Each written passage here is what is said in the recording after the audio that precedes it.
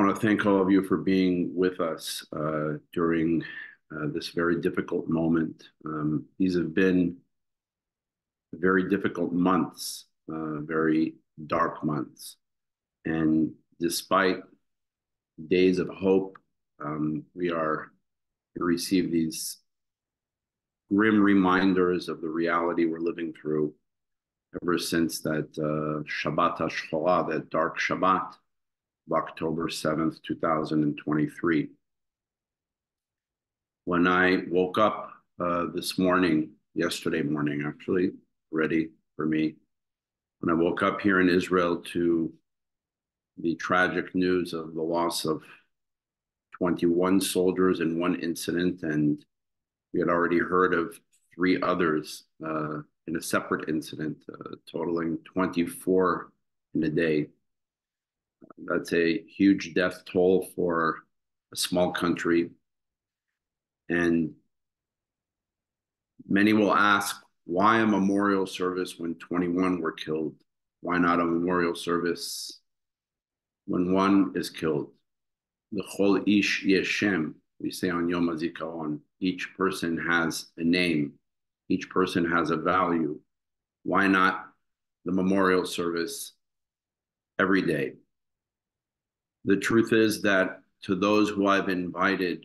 everyone who I've invited to join us with the Sephardic Educational Center's mission or trip to Israel this coming May for Yom HaZikaron and Yom HaAtzmaut, I actually mentioned that every day since October 7th has been Yom HaZikaron. This has been one long Memorial Day for soldiers and civilians. And the feeling of having to do a memorial service every day is taxing on a people.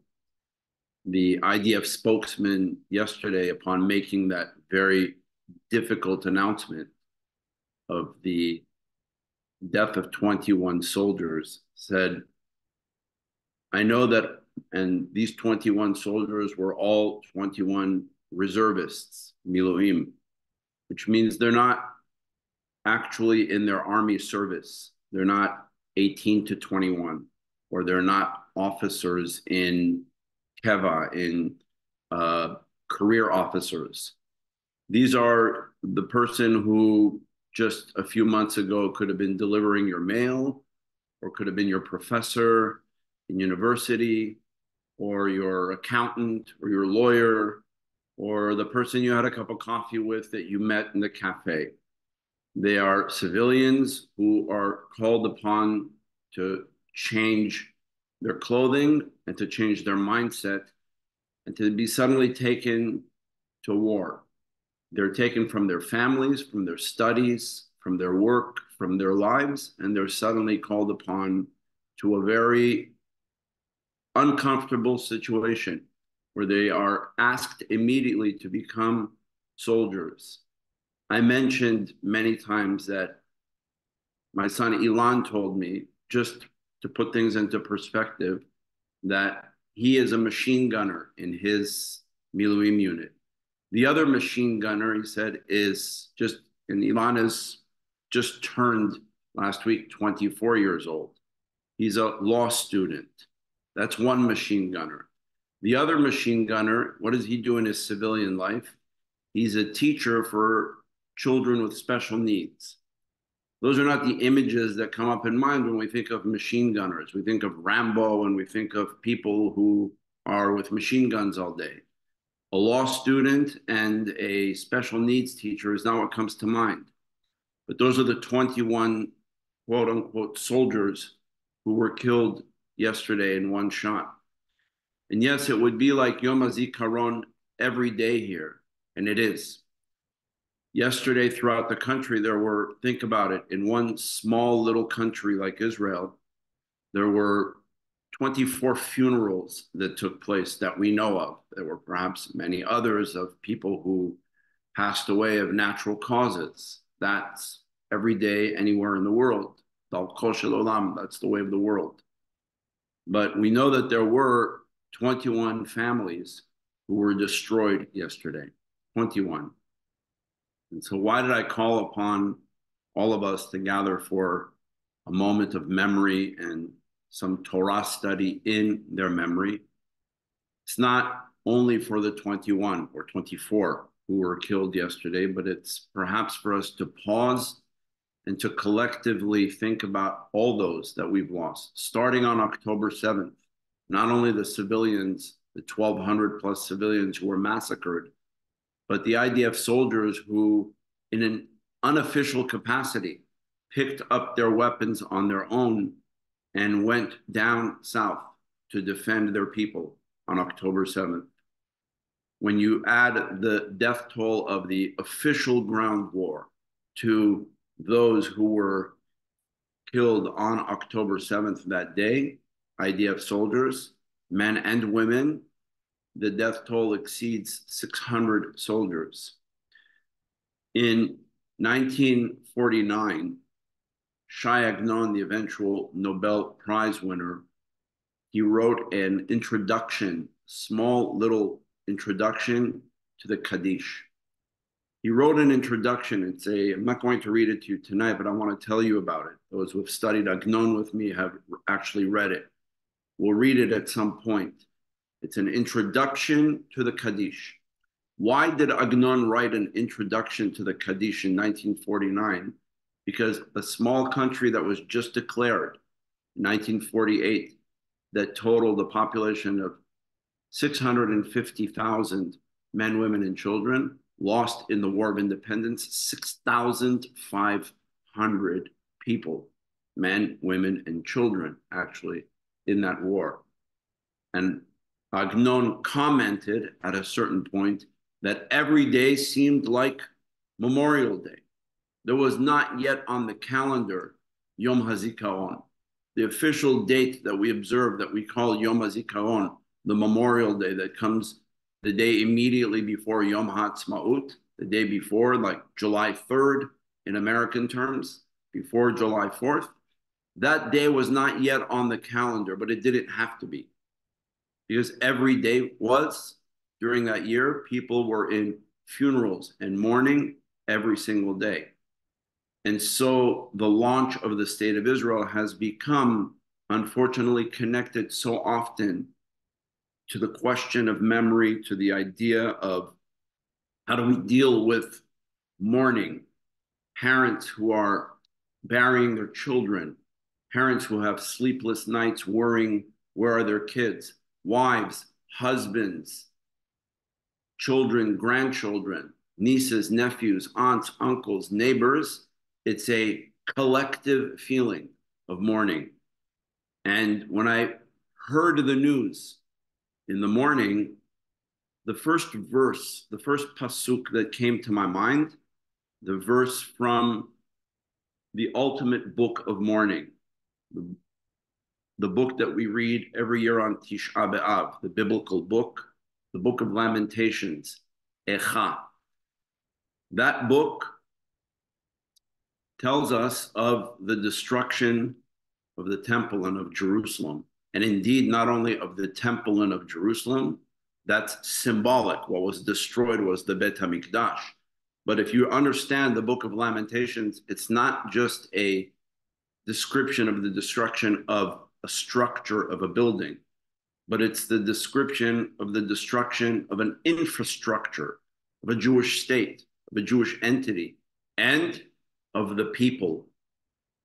The book of Lamentations, Megillat Echa, is not only the description of the destruction of the building burning, but it's of human life being destroyed, of a civilization, of a society that was built on the ideas of social justice, of tzedek, the vision of the prophet Isaiah, the vision that starting with the book of Genesis, Abraham Avinu, Abraham, was told that your purpose in the world of your descendants will be la'asot tzedakah mishpat, to bring righteousness and charity and justice in the world, to introduce those ideas to the world, to call out in the name of God everywhere and to bring those ideas to the world. That was the entire raison d'etre of the choice Vasher Bachalmanu, of choosing Abraham, was for that purpose. When that state was destroyed, when the temple was destroyed, there was something lost to the world. A light was extinguished.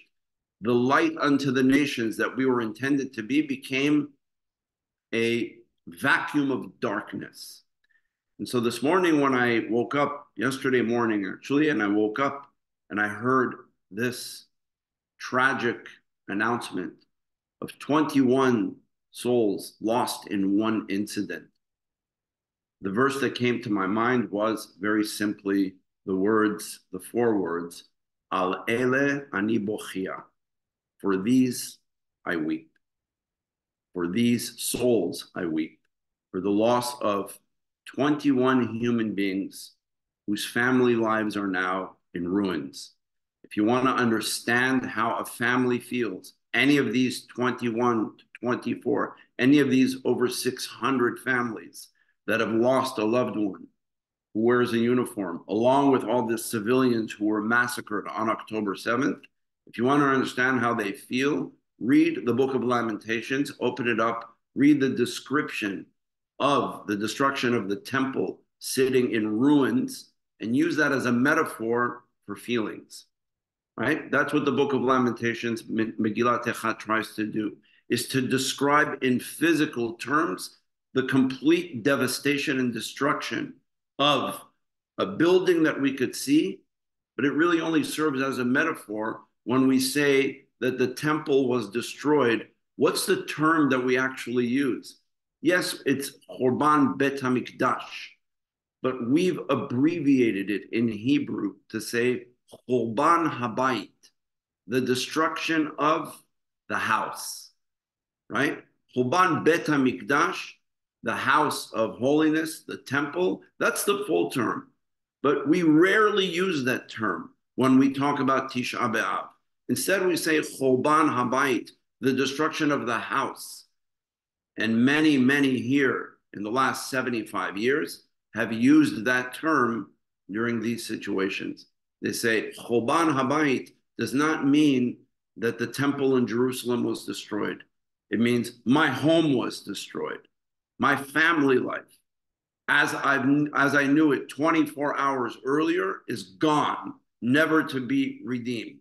It will never, ever be the same. No matter what happens, it will just never, ever be the same again. That child, that husband, that wife, that uncle, that aunt, that niece, that nephew, that cousin will never be with us at a Shabbat table ever, ever again. And you could read those stories over and over. And that's Al ele ani bochia. For these I weep. It is a day of mourning.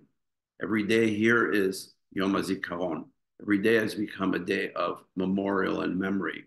When in one incident we lose this amount of batim, this amount of homes, of temples are destroyed in one shot.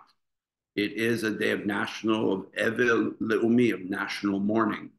And hence I ask for us to join differently than what we usually have traditionally done, to study some Torah in memory of these sacred souls, for the elevation of their soul, the Ilui Nishmatam, and for their sacred memory.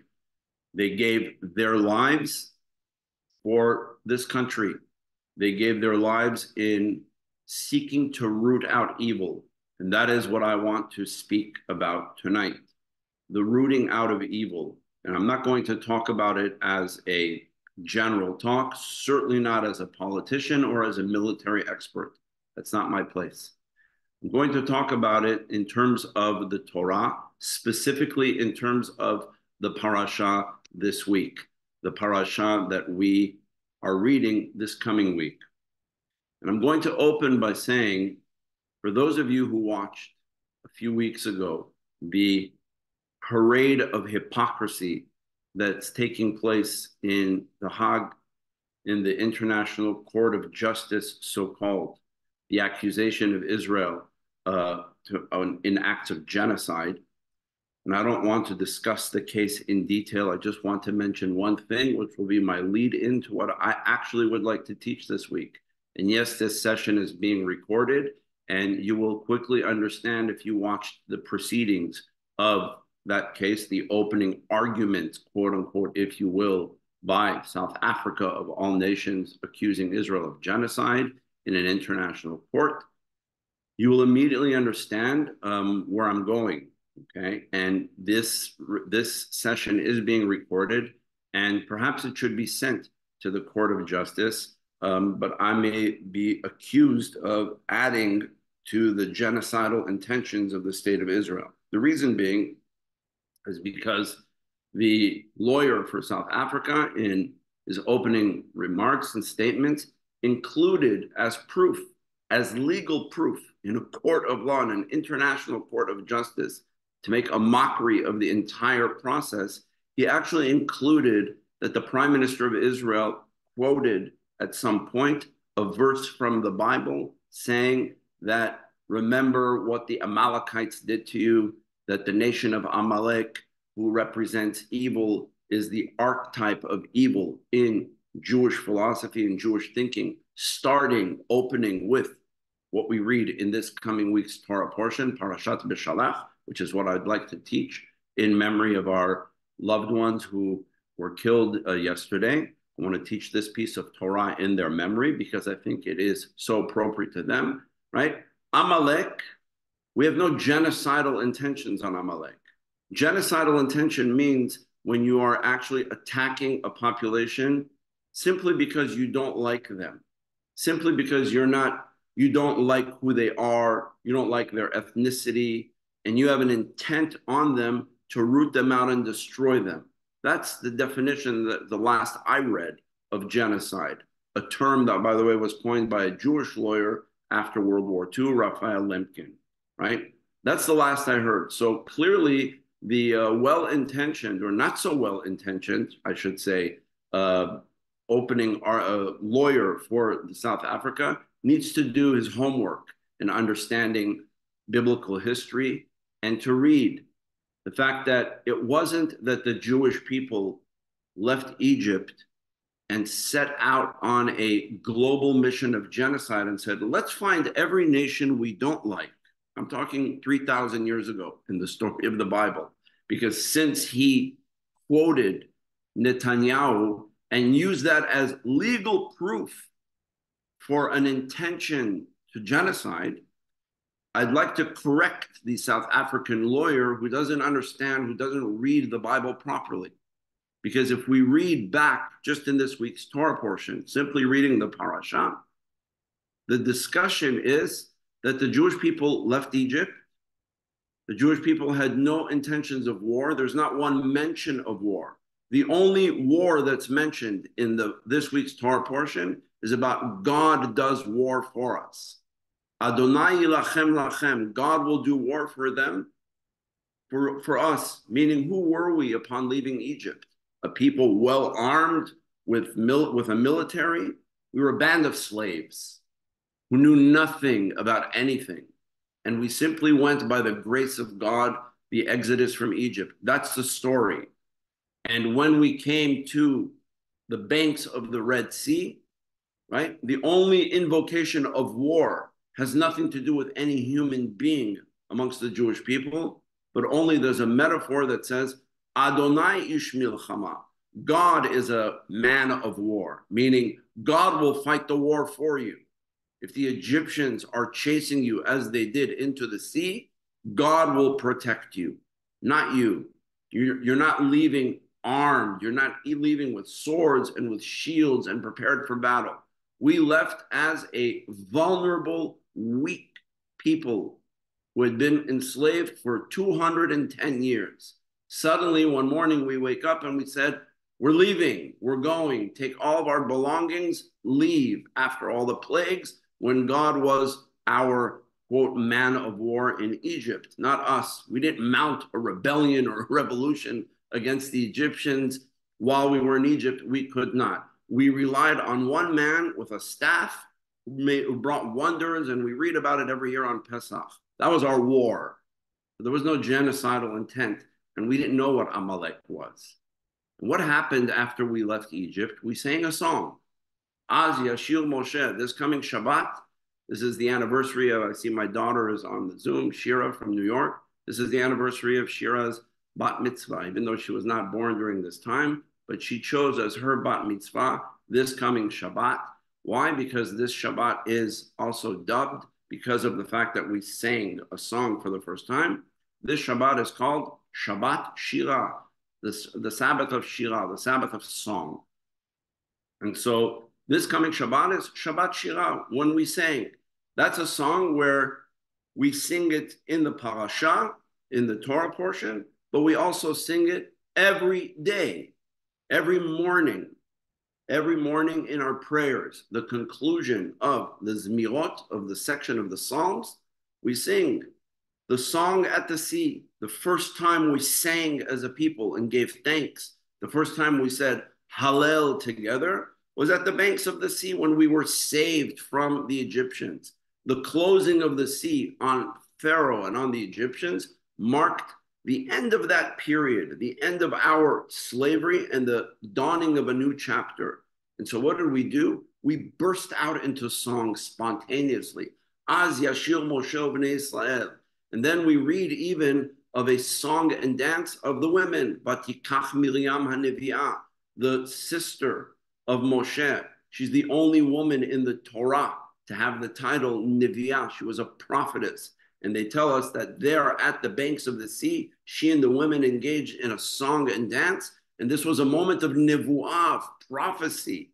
That's where she's referred to as Miriam HaNevi'ah. She took a drum and the women together lifted their song, their voices, and they sang. So this was a moment where a people who were frightened, just, I don't know how long the splitting of the sea took and how long it took for us to leave. We don't know. It doesn't give us a time elapsed.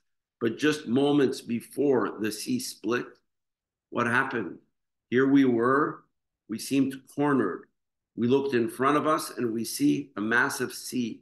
We look behind us and we see the Egyptians chasing us. At that moment, we screamed out to God.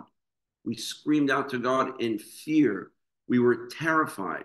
And we said, were there no graves in Egypt that you brought us out here to die? That's what we said to Moshe. There's not enough cemeteries in Egypt that you had to bring us out here to bury us. What is going on here? What is this? And then Moshe said, watch the glory of God. God will do battle for you. That's the only invocation of war and battle in context with the Jewish people. And then what happens? As we left, as the sea is closed and we turn around, we start a new journey, a new life. And where are we starting that new life? In a beautiful, independent homeland like Israel? No, hardly. In a barren desert, in a punishing desert that lacks the basic resources for human survival, water and food. That's what we're dealing with. And if you read this week's Torah portion, I would like to send a link to the lawyer from South Africa to say, please read this week's parasha. Do nothing more than read that. Don't read Netanyahu's quote out of context. Read this week's parasha and see what it says. That here we were a people who were dealing simply with survival in the desert. What were our challenges? The basic challenges of human survival. Not are we preparing ourselves for war, not are we preparing ourselves to go to university, not are we preparing ourselves to study the Torah of God, none of that. Water and food, that's it. That's what it's all about. There was no water. We came to a place where the water was bitter. We immediately started to complain. I can't believe we left. And now we have nothing to drink. Where are we going? What's happening? And those were the stories. Suddenly, in the context of those stories, as we're dealing with food and water, and that only, suddenly out of nowhere, taking us by shock and surprise, Vayavo Amalek. Out of the blue came Amalek. Now, what did we say? Let's have a genocidal intention to destroy the Amalekites. Or Vayavo Amalek, just like on the morning of October 7th, Shabbat, Simchat Torah, Shmini Atzeret, there were families that were sleeping, that had gone to sleep at night from a Shabbat dinner, that were with their families. There were young kids who were at a party dancing, whatever it was. Were we preparing for war that morning? Were the people at the Nova party all in battle gear preparing to attack Gaza? Were the people in Kibbutz Kfar Aza or in Be'eri or anywhere else, were they preparing for war? Picture the situation on the early morning of October 7th at 5:30, 6 o'clock in the morning, of all the Israelis who were sleeping or waking up early in the morning to make their coffee or preparing to go to synagogue for Shmini Atzeret, Simchat Torah, Shabbat, etc. Picture that, and picture the Jewish people 3,000 years ago. Same thing. It was a group of slaves, of people who, here at least, we're dealing with people who were already living in a sophisticated way. 3,000 years ago, what did we know from warfare? Nothing. We never heard of the term except that our God will do that for us. The only soldiers we saw were Egyptians, not Jews. There was no such thing at all. And in that context, when we were simply dealing with the basics of life 3,000 years ago, food and water for survival, and 3 months ago, when we were dealing with the basics of life, family, friends, Shabbat morning, peace and quiet, read the newspaper, listen to the radio, study Torah, go to synagogue, however you choose to observe Shabbat. That's what was scheduled to happen on October 7th for thousands of people. That's what was scheduled. Suddenly, in that context, Vayavo Amalek, and the Amalekites came. And exactly what you saw on October 7th is what happened 3,000 years ago when the Jews were in the midst of dealing with food and water. Vayavo Amalek. Vayavo Amalek. Vayilachem im Yisrael. And made war on the Jews.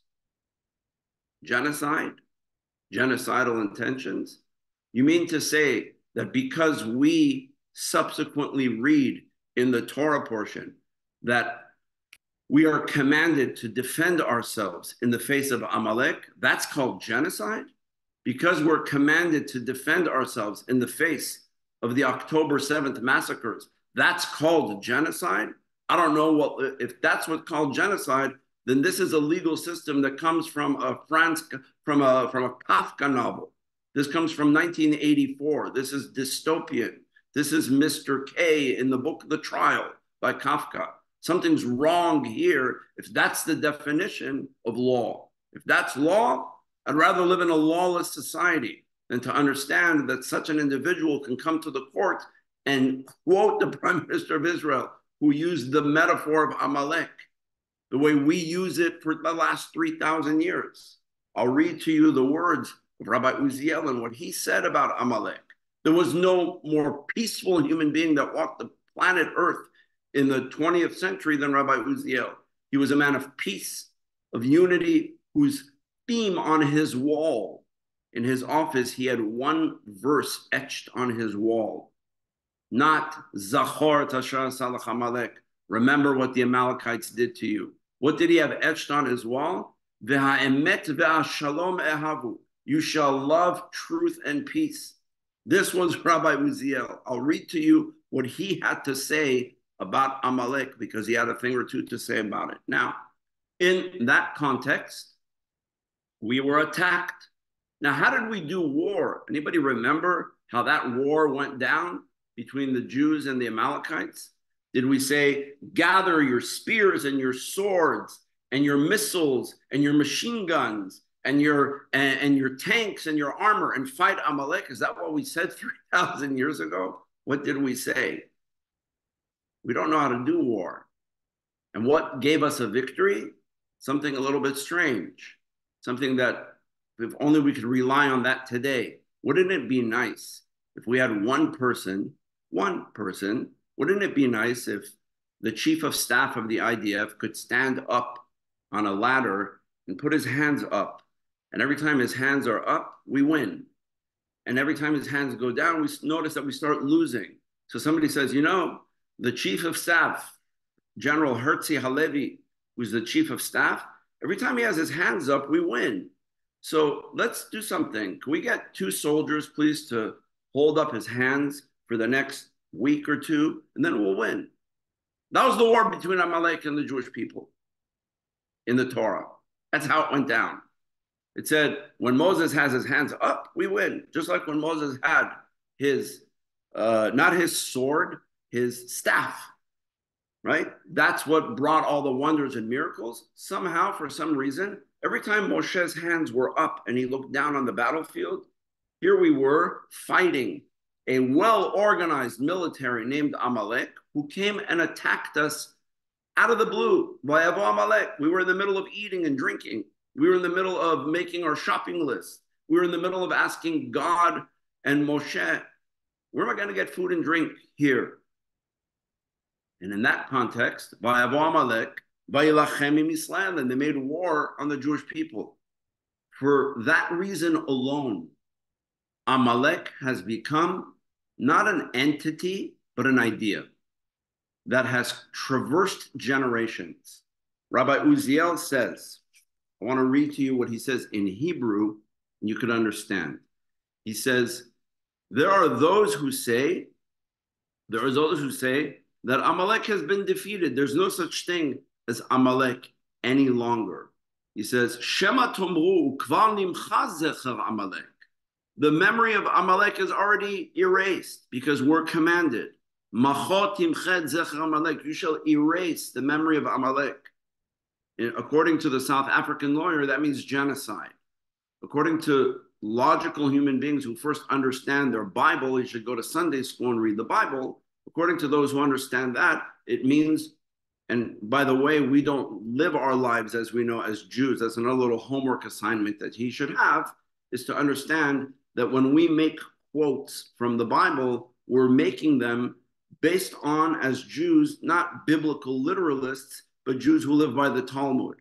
And therefore, for the last several thousand years, when we read this story of Amalek this week in the Torah portion, or on the Shabbat before Purim, which is called Shabbat Zachor, the Sabbath of remembrance, and we read there the verses not from this week's Torah portion, but from the book of Deuteronomy, where it says, Zachor et asher asalecha Amalek, remember what the Amalekites did to you upon leaving Egypt, that they attacked you in your most vulnerable position, and therefore you shall erase the name of Amalek. That's not a call for genocide.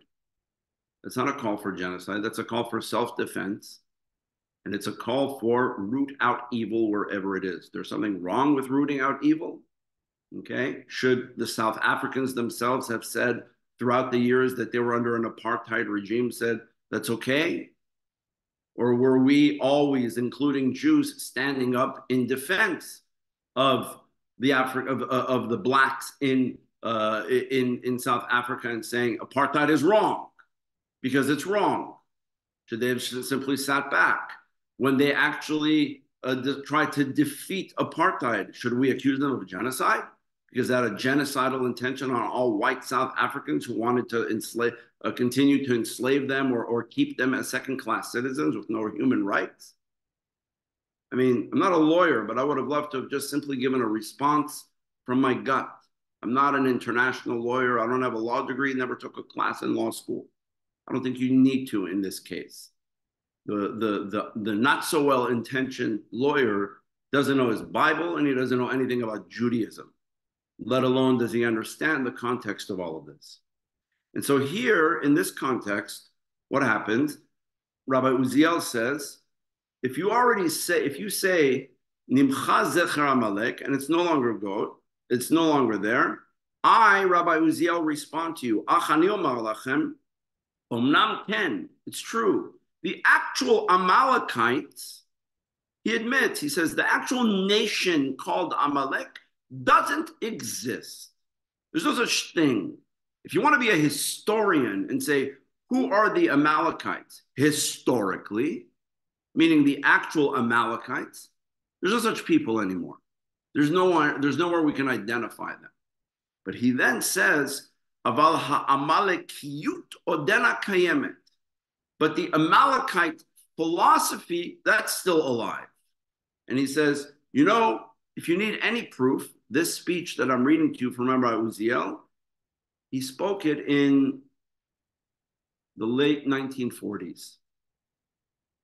And in the late 1940s, he said, lest anybody think that the Amalekiyut, that means the Amalekite philosophy and ideology, is gone and doesn't exist any longer, lest anybody think that it's no longer there, look back just in the past few years and look at what happened to one nation, the Jewish people. He says, we were butchered and massacred at numbers. I want to read this. He says, we were butchered at such a rate and numbers. It's brilliant what he says. He goes, Shegam Amalek atzmo haya mitbayesh mipnehem. Even the Amalekites would be ashamed of what the Nazis did. He says, even the Amalekites, if they were still around, would come to the Nazis and say, no, not to that extent. Okay, we wanted to do a little war, make mischief with the Jews. Not this genocide, not this act from which the term genocide was actually coined, what we call the Shoah, the Holocaust. And so we read this coming week in the Torah about Amalek. And we also read on the Shabbat before Purim, we read 3 verses that are actually a commandment. Zachor, remember. That word is the essence of what it means to be a Jew. When memory is erased, we've lost our identity. We are a people of memory. Zachor is one of the most important words in the Bible. It appears over 169 times in the Bible. Remember. And here, Rabbi Uziel points something out to us. If you go to the book of Deuteronomy where it says, Zachor et asher asa lecha Amalek, remember what the Amalekites did to you, how do those 3 verses end? Okay, they start, it's 3 verses, and those 3 verses we read sometime in the summer, Parashat Ki Tetzeh, but we also read them on the Shabbat before Purim. Why do we read them on the Shabbat before Purim? Because Haman, who attempted genocide against the Jewish people, right? He is a descendant of Amalek. He is Haman Ha'agagi, who was Agag, an Amalekite king. You read about it in the Bible, not in the Torah, but in later books of the Bible. And so there, yes, Haman, who attempted a genocide, who said, Yeshno am echad mefuzar umfurad, there's one nation that's spread out amongst the nations. He says this to the king, and they don't listen to what the king says, and they don't follow our rules. I think they should be destroyed. Don't forget that when you're having a l'chaim on Purim, and you're celebrating and putting on silly costumes and dancing and bringing mishloach manot, what was the book of Esther? The almost diary of Anne Frank. The almost night of Elie Wiesel. That's what it is. It's the story of the almost. It almost was that. In the end, it wasn't, but it was the first major attempt at a genocide of the Jewish people. That's what the book of Esther is. And Haman, who was a descendant, he was a descendant of Amalek, right? There, because of that, the rabbi said on the Shabbat immediately preceding Purim, this year we have 2 months of Adar, so it'll be an Adar Bet, when we celebrate the 2nd month of Adar, when we celebrate Purim, right? The Shabbat before Purim is called Shabbat Zachor. Why? We take out 2 Torah scrolls, we read that week's Torah portion, plus we take out a 2nd Torah portion, and we read there the 3 verses. Zachor et asher asa lecha Amalek. Remember what the Amalekites did to you. And then how do those verses end? We begin with the word Zachor, and it ends 3 verses later, Lo tishkach, do not forget. We're so emphatic about this zachor. Don't forget. Rabbi Uziel says, he says, v'hatal dema. He goes, falling asleep. Wow, would I love to read this verse? I would like to send to the Israeli government. He says, v'hatal dema, falling asleep, or afilu hesech hadat, or even a momentary lapse of understanding the potential power of Amalek, right? Nechshav lechet upshia gdola. It's considered a sin, and of the worst, meaning it's forbidden according to halacha for us to ever forget Amalek and that it exists in the world. It's considered a sin. It's considered a violation. It's like eating on Yom Kippur. It's like eating bread on Pesach if we forget Amalek. It's a mitzvah in the Torah. I know that we consider ritual mitzvot. Oh my goodness, if I forgot to put on tefillin this morning, I did a sin. Rabbi Uziel said, if you forgot Amalek, you also sin. If you fell asleep on guard duty, as we say in Hebrew, nildam b'shmirah, you fell asleep on your watch or on guard duty, you also sinned. You also violated something from the Torah. Because just like the Torah says, ukshaltam le'ot al yadecha, you shall bind them as a sign, the tefillin on your hands and between your eyes. It also says, zachor tasharas Amalek. It's one of the mitzvot in the Torah.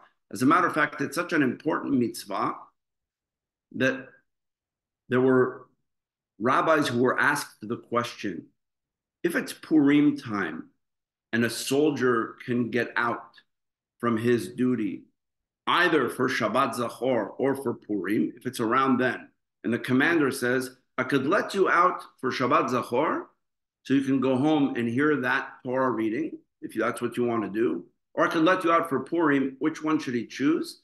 The answer halachically is Shabbat Zachor. Why?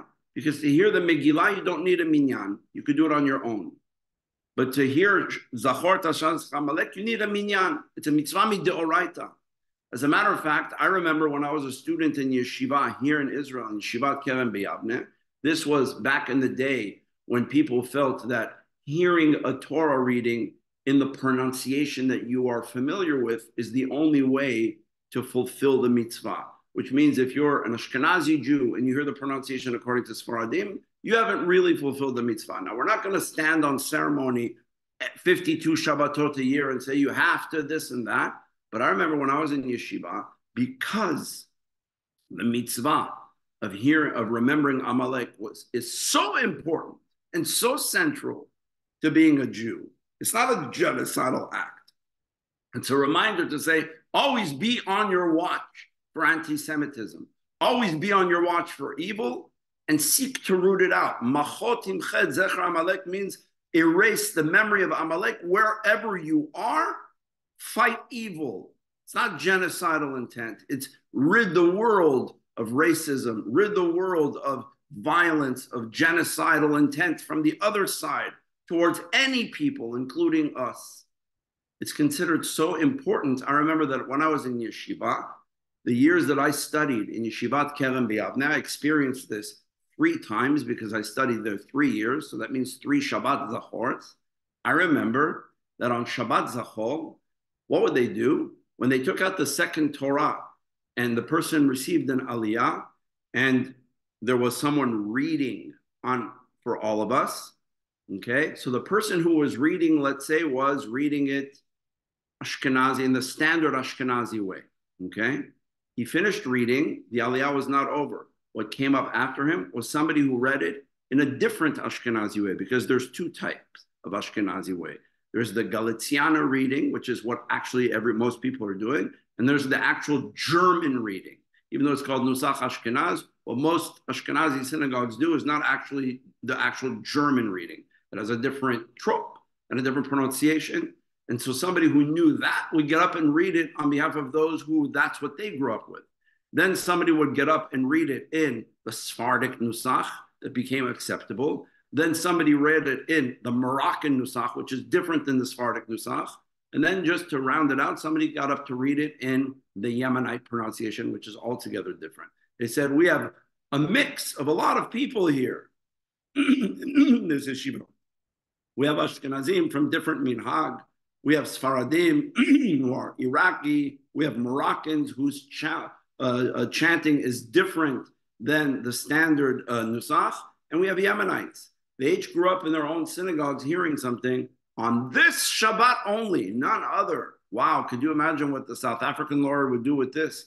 He would say Yeshivat Kevin B'Yavne is a super genocidal organization because they made sure that they read the verse, remember what the Amalekites did to you, 5 times in 5 minutes to 400 people who were standing there listening to the Torah reading. Oh my goodness. Why was that? Because Rabbi Uziel says to forget what happened, to forget Amalek leads to October 7th. To forget what happened to Amalek leads to tragedies, anti-Semitism. To not be on your guard is a sin. Zachol lo tishkach. Remember, do not forget. And so who were these 21 plus 3, 24 chayalim, 21 in one incident who were killed yesterday? Who were all these chayalim and chayalot who have been killed since October 7th? Yes, South African lawyer, there are people who were fighting Amalek. There is nothing wrong with fighting Amalek. Amalek is the symbol of those who came from behind us and attacked us unprovoked. Meaning this wasn't some preemptive strike where they said, wow, look who just left Egypt. That superpower of the Jewish people. Who just left Egypt? Who did Amalek first attack? A band of slaves.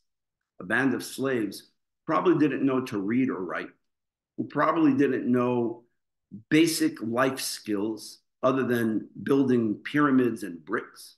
What did they know? Who were they? When Moshe gave them the Torah, did they know even to read it? Who were they?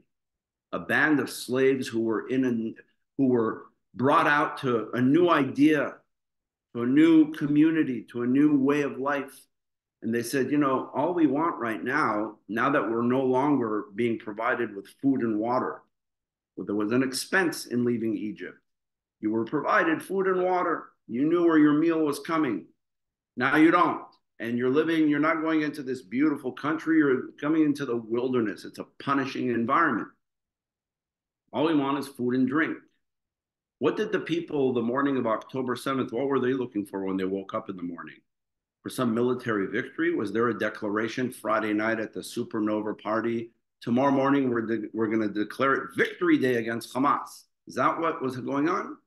Is that what the families who were having Shabbat dinner Friday night in their home in Kibbutz Be'eri or in the Kibbutz Kfar Aza or in all those kibbutzim, is that what they were doing? Were IDF soldiers preparing for war the next day? Oh, I wish they would have been. I wish they would have been. Maybe we wouldn't have been in this situation. At least we would have been a little bit better prepared. I'm not going to go there and discuss that now. It is what it is. That's for a later discussion. But the memory of these soldiers should not be tainted by the world with the anti-Semitic declarations that are being made against them, calling them genocidal warriors. They're the victims of genocidal intent against us. And I'm not trying to point us out and say, we, the Jewish people, the victims. I don't like that. We, the Jewish people, are not the question of victims. We're the Jewish people who I want to go back to the very beginning of what I said about these 21 quote unquote soldiers. And I say quote unquote, not because they're not good warriors. They were, and they fell in a very, very tragic, unfortunate situation. I'm not a military expert and I can't analyze why it happened and how it happened. That's not my place. You could read for yourselves. But let's remember when I say we, the Jewish people who were attacked, I'm not trying to cry and play victim. I'm trying to say, who are the Jewish people? Who are those soldiers? They are your bus driver and your taxi driver and your attorney and your rabbi and your accountant. That's who they are. That's who they were. They were fathers and uncles and husbands and sons of somebody, if they were young enough and their parents or grandparents even are still alive. That's who we're talking about. And so their memories should not be tainted because they didn't leave their families. Not one Israeli soldier, not one Israeli civilian left their families on October 7th in order to go commit genocide. They left their families on October 7th in order to defend their right to have their cup of coffee in the morning and to study the Torah portion of the week and to go to law school and to try to find a cure for AIDS or cancer or to help the world and to do what we're doing, to do what we always do, to do what the Jewish people have done, even in the face of tragedy and of genocide and of violence. And that's why I wanted to dedicate this hour to their memory. When you go to synagogue, if you choose to this Shabbat, or if you don't, open Parashat Beshalach, the book of Exodus. Read chapter 17 of the book of Exodus, starting, read the whole chapter, right? And you'll study all about food and water. And then suddenly, verse 8, right? Verses 1 through 7 of chapter 17 is about we have food, water, what's going on? Are we going to be able to eat, drink, survive? Suddenly comes Vayavo Amalek out of nowhere. There was no introduction to them, right? Then fast forward, when I talk about Shabbat Zachor, go to the book of Deuteronomy, chapter 25, verses 17 through 19. Those are the three most famous verses that are commandments in the Torah. Zachor et asher asa lecha Amalek. Remember what the Amalekites did to you. We read those verses twice a year, once during its natural parasha, that's in the book of Deuteronomy, that usually comes out sometime in the summer, okay? Middle of summer, late summer, depends on the calendar year. This time it'll be a little bit later because of the month of Adar, times 2, okay? But then we also read it coming up soon. We have 2 Adars. In the 2nd of Adar, we're going to have a Shabbat right before Purim. Make it your business to go to synagogue that Shabbat and hear those 3 verses. Remember, I'm using the metaphor, remember what I taught you, that in my yeshiva, they used to read it at 5 different accents to make sure everyone hears it. It's such a powerful statement. It says, in case you didn't understand it in the Ashkenazi accent of this type, I want you to understand it in another accent.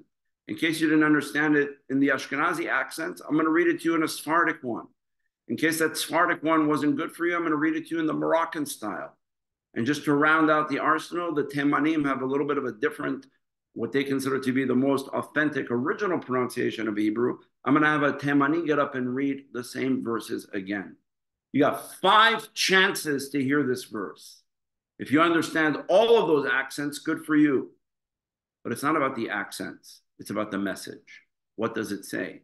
Like Rabbi Uziel said, to fall asleep or to even waver our mind from the fact that we can potentially, that what happened yesterday could happen again.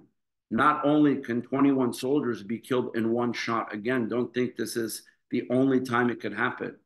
For those of us who remember back the Lebanon War of the early 1980s, everybody yesterday was invoking what they called Ason Tzul, the disaster in the city of Tyre. There was Ason Tzul, number 1, and number 2, twice this happened in the same city in Lebanon, where large numbers of Israeli soldiers were killed with the buildings that collapsed like this in one shot.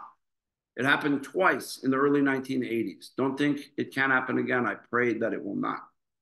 But it can happen again. Just like many Israelis have said, not only can what happened in Gaza yesterday happen again, but believe it or not, in a more chilling way, so could October 7th.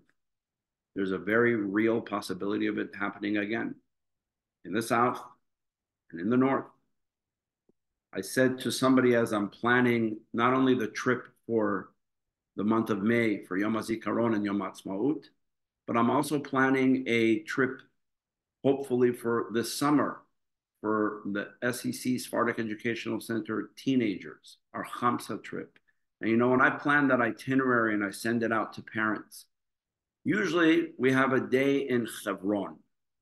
There are some parents who email me or call me and they say, is that really safe? We're a little bit worried, you know, Hebron. And I tell them, don't worry, we got a bulletproof bus that takes us there. We have a security guard with us. We're good. Okay. Actually, 2 years ago on the last trip, we had to cancel that day. Why? There was a weekend of rockets and they closed off all the entry to the areas in the West Bank, etc. And my Hamsa trip was not able to go to Hebron simply because they did not allow civilians who were not Israeli citizens, tour groups like ours, to come. So we had to cancel that time. It was really unfortunate. There are times also when there are parents who say to me, we heard that there's these protests going on the Temple Mount on Friday. Are you guys safe where you stay for Shabbat, the Sephardic Educational Center in the Old City? And I have to reassure them. But never, ever did I hear any parent say, is it safe for you guys to spend a week like we do every year in the Negev, in the South? That's always considered like, oh yeah, it's the South. Have fun, stay there for 2 weeks as far as we're concerned. I promise you that when I send out the itinerary, if we're able to have the trip this summer, which I pray we are, I'm planning on having it, when it's going to say that we're going to spend a week in the Negev at Midreshet Ben Gurion, where we stay and we have a full week of hikes and tiulim in the Negev, I will get questions from people saying, is it safe to stay in the South? How close is that to Gaza? How close is that to the border? Okay, because think about it. If this war is still going on, which it probably will be to some extent or another, it's like saying to parents, we're going to have your kids come and do some hikes on the Ukrainian border with the war going on. But not only because of the war happening across the border, but because of the very real traumatization. Today, I visited a center in the South that deals exclusively with post-trauma and PTSD, therapy center that was created by a group of volunteers, therapists. I'll tell you all about it at another time. It's something that I would like to support, that we have to support. It's done with zero government money, and there are, to date, 3,000 soldiers that have come straight from Gaza. It's about 20 kilometers from the Gaza border, where I was today. But 3,000 soldiers have come straight, including today, I saw them coming, have come straight from the war to this place before going home as a stop to try to begin to deal with the transition and the trauma that's embedded within them of a war. As I heard the therapist speak to them today, he said, this is not, I just got off a flight and I'm jet lagged. I just came back from America and I was on a long flight from New York to Tel Aviv and I'm jet lagged and I need a few days to recover. This is, I'm coming from Gaza. I'm coming from Khan Yunis. I'm coming from battle. I'm coming from the worst of places. And now I'm just going to go back home and have my cup of coffee in the morning and be with my loved ones and go back to school. It's not so easy. It took Elon weeks of fatigue, sleeping. He couldn't sleep at night. He still cannot. It took him weeks to just reacclimate to the best of his ability right now. I'm not sure he's fully reacclimated. Him and all of his friends. It is not an easy transition. And so if we will do anything to sanctify the memories of these 24 Chayalim who were killed, 21 in one incident yesterday, it is simply to do what they were there to do, to remember Amalek and to take that which was said against us in the International Court of Justice and turn around and say, no, we proudly walk around. I know we're walking around with these dog tags that say, bring them home now. I would have no problem if on the back of the dog tag it said, remember what Amalekites did to you. It's not a call for genocide. It's a call to be safe and to remember, and it's also a call that I'm very proud of. I'm proud of that. I'm proud that we're the people who are called upon to root out evil, including the apartheid regime that we fought against as Jews for so many years. That's the irony of it, isn't it? Right? That we fought to eradicate that Amalek from the world, called racism in the United States or apartheid in South Africa. Weren't we the ones marching with signs saying, Zachor Tasher Amalek? No matter where, no matter whom, not just against us. I'm proud of that. I'd have no problem having a piece of jewelry that said that around my neck. It's not a call for genocide. It's not warmongering. It's saying, remember, there's always going to be evil people in the world. Wake up to the world. Hamas is not, like Rabbi Uziel says, it's not about Amalek. It's about Amalekiyut. It's not about Nazis. It's about Nazi mentality. We could destroy every last Hamasnik that's standing in Gaza, but Hamas will not go away as an ideology. Like Amalek didn't go away as an ideology. It's the same thing. And that's what Zachor Tashaz Chal Amalek means. And so in their memory, we've learned this Torah, the Torah that they were there for.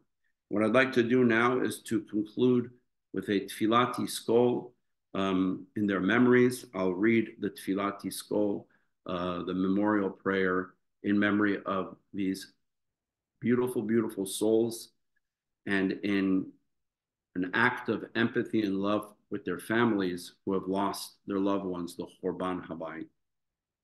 יזכור עם ישראל את בניו ובנותיו הנאמנים והאמיצים, חיילי צבא ההגנה לישראל, אשר חרפו נפשם במלחמה הזאת על המשך תקומת ישראל, וכל מי שנרצחו בארץ ומחוץ לארץ בידי המרצחים מארגוני הטרור, ובמיוחד 21 חיילים ועוד 3 חיילים שנפלו אתמול, ואת כל חיילי צבא ההגנה לישראל אשר נפלו מה-7 לאוקטובר עד היום הזה. יזכור ישראל ויתברך בזרעו ויבל על זיו העלומים. בחמדת הגבורה וקדושת הרצון ומסירות הנפש של הנספים במערכה הכבדה. יהיו חללי מערכות ישראל עטורי הניצחון חתומים בלב ישראל לדור ודור, ונאמר אמן. Yehi nishmatam tzora b'tzora chaim, may their souls be bound up in the bond of eternal life. Yehi zichram baruch, may their memories be blessing for us. As we conclude by saying b'sorot tovot, may we have good news. Tomorrow we celebrate Tu B'Shvat. It's a time for renewal. It's a time for the trees to blossom, for fruits. It's still the rainy season here. It's pouring rain outside. I'm going to walk a block to the beautiful Minyan where I pray every morning here in Herzliya, a wonderful group of people. And we're going to probably say this same tefillah that I just recited. I'm sure will be recited this morning. Much like every morning after the Minyan, we stay a few minutes and we recite extra Tehillim and extra prayers, just like when I was in Los Angeles, we did at the bar mitzvah that I officiated of the Cohen family. And then when I went to Westwood Village Synagogue on Shabbat, I saw that they even printed a beautiful sheet with the prayers for the soldiers and for Israel and special extra Tehillim. And we should continue to do that everywhere we are, whether you're at home, whether you're in a synagogue. Take 5 minutes every day. Today, perhaps take a moment to light a Ner Zikaron, a memorial candle in memory of these 21 and of the many others who died. Again, someone who will ask and say, well, just a day earlier, 2 soldiers were killed. Why this? Because when it hits in this sort of multiple way, it just shocks us back into the reality. It brings us this unfortunate reminder. I hope we don't have to gather for these sorts of things again. I pray that for the safety of all of our soldiers, for the safety of all of us, of all of our communities, wherever we are in the world, we are one people, we're one nation, we're the Jewish people. Let us stay strong. Here, everywhere we turn, we see B'yachad nenatzeach, that we shall overcome and win this together. And we know we have different opinions. That's the stock and trade of the Jewish people. Our book of books is not the Bible, but the Talmud. We dispute and disagree what things mean and so on. That's our nature. We're not a monolithic people. That's the beauty of the Jewish people, is that we're a people that have brought the art of argument to an art form, but it should not ever be at the expense of unity, right? We want achdut is one thing. We don't have to have achidut. We don't have to have uniformity of opinions. In our multiplicity of opinions on how to do things, we have to remember that achdut, that in the end, we have one common destiny as Jews. We saw on October 7th that those who were even peace activists were attacked. This was not an attack on the West Bank. This was an attack on some of the most peaceful settlements. At another time, I will tell you, I'll close now, but I will share with you and do a special section on 5 books that I just purchased. People will say, well, Rabbi Bouskila, you purchase books every day. What's unique about these 5 books? These are 5 books that I purchased. I found somebody on the internet who sells rare books and used books here in Israel. Penny and I drove at 12:30 at night to somewhere in Petah Tikva. If people didn't know otherwise, they would have thought it was some sort of like a clandestine arms deal or drugs deal, that we met this person in a dark alley. He didn't want to specify exactly where he lives. And he brings out these 5 books. What were these 5 books? They're the original 5 books that are the memorial books and the minutes of the Commission of Inquiry of what happened here in August 1929, the riots that claimed hundreds and hundreds of lives, the Arab riots. They are in Hebrew and they're in English, 5 books plus the newspapers from those moments. I opened them and started to leaf through them. And if I didn't know otherwise, I was reading a Commission of Inquiry about October 7th, and I was looking at a Yizkor book about the Nova Party or about the Kibbutz Be'eri. It's chilling how similar it is. Maybe next week I'll do a talk about those books and what those books reveal about then and what they teach us about now. But in the meanwhile, I will leave by telling all of you, wishing only good health and only good news.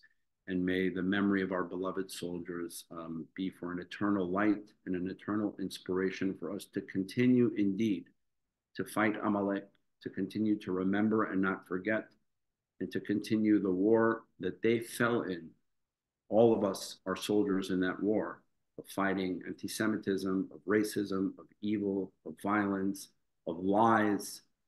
It's a war that we all collectively contribute to. So sending all of you a lot of love from Israel and only good news. Thank you for being here, and wishes for a good Tu B'Shvat as well. Thank you so much, everyone. Amen. Thank you. תודה רבה. תודה רבה. Shalom, everyone. Stay safe. Thank you. Thank you, everyone.